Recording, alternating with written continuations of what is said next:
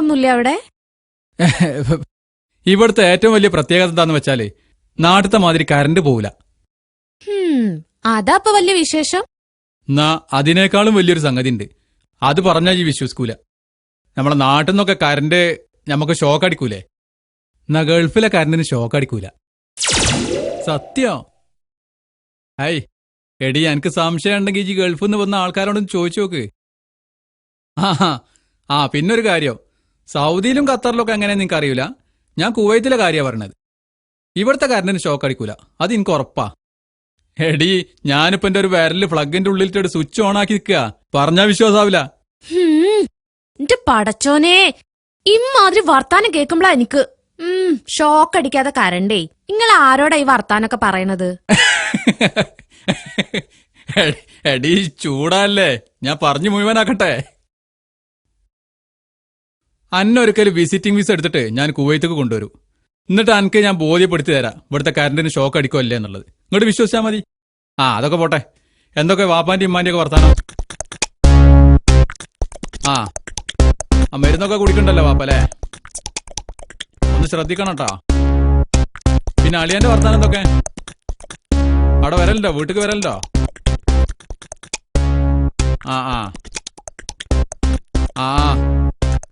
ഏതായാലും ഒന്ന് കരുതിയിരുന്നോ, കയ്യിലുള്ള കാശൊക്കെ അടിച്ചു മാറ്റി കൊണ്ടുപോകും.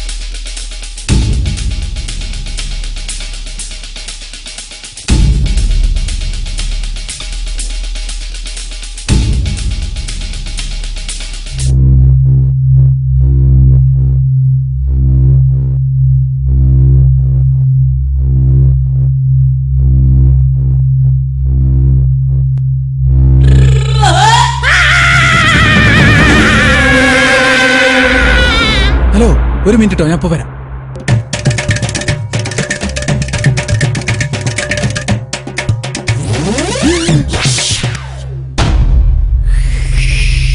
സൂപ്പിയെ, എന്താ പറ്റിയത്?